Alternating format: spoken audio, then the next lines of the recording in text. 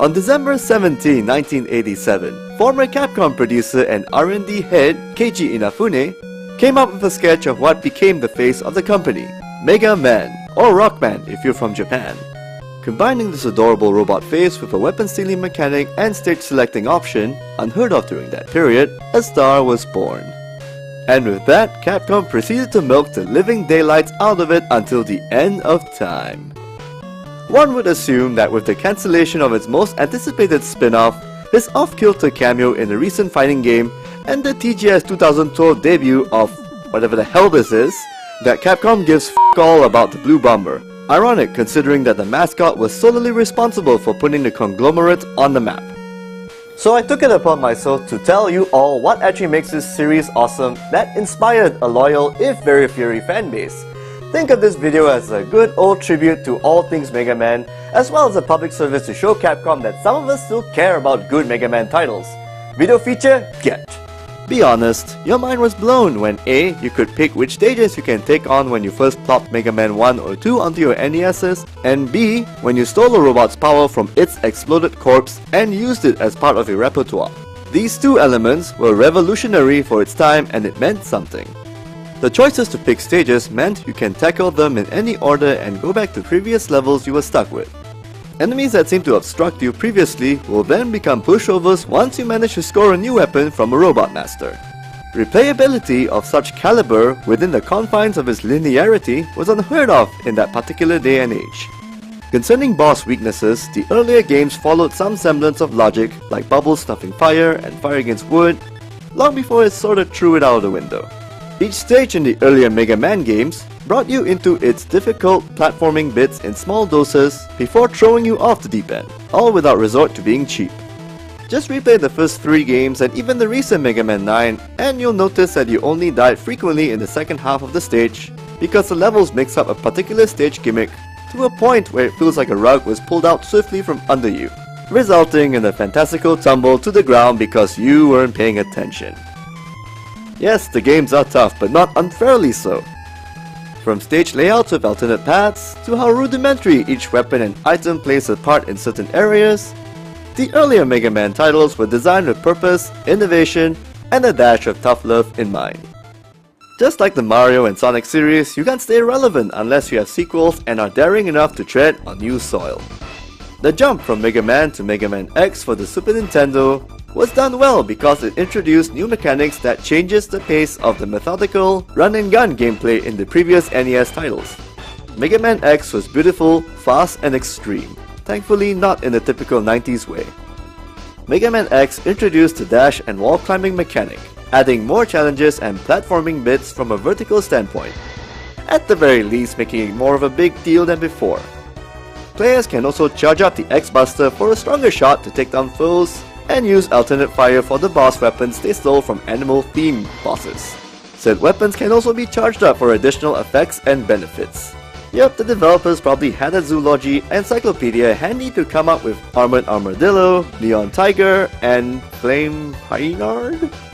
Having armor parts and upgrades, as well as the ability to play as a close-range character in the case of Zero in Mega Man X3 and beyond, was what made the Mega Man X series a great spin-off that stuck to its platforming and weapon-stealing roots while keeping things fresh.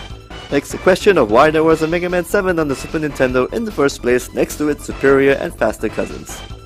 Capcom also succeeded in jumping into new territory for the Blue Bomber, like say an action-adventure genre with a targeting system that predated the Z targeting from that Legend of Zelda game on the N64, filled with memorable characters and open-world area rifled with secrets, and frantic combat against the game's enemies and large bosses.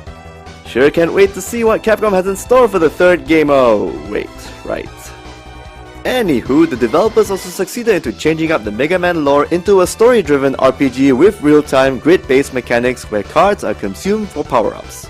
It was loads of fun until Capcom had the bright idea to follow Nintendo's method of marketing and selling the Pokemon games. Buy the blue one, no, buy the red one, no, get the bundle with the 0.5 at the end of the number, oh god. Of course, if you're a big franchise, it wouldn't hurt to turn to other avenues like sports, sport games, or go-karting with guns and huge customization options. For the most part, Capcom adapted to different formats and genres with the Blue Bomber just nicely without any compromise in quality. Well, at least before applying the milking machine, which eventually led to this. And this. Oh no! He's gonna blast President Lincoln!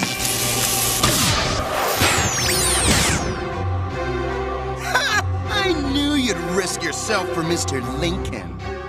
Who could forget the 8-bit jingles of Mega Man 2's soundtrack? Why, almost the entire internet and cover bands like Proto Man and the Megas, of course.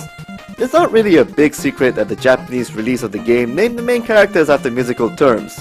Naturally, the developers put in as much effort to make the music as memorable as the stages itself. Just take a listen.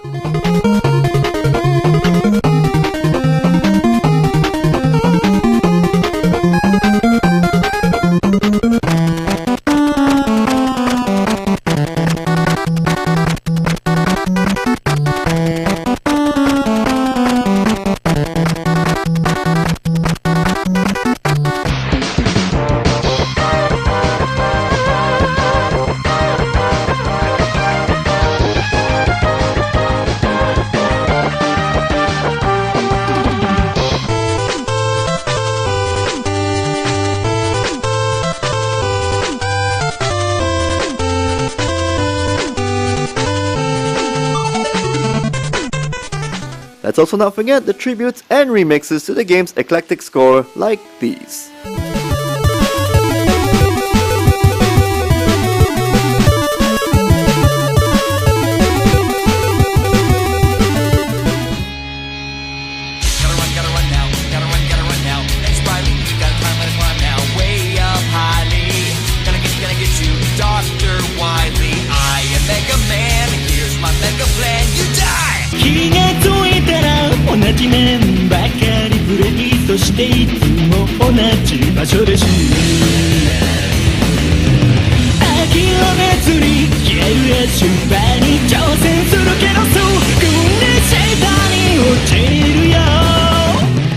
Going through the list of covers and remixes done by fans and musicians will take a bazillion years.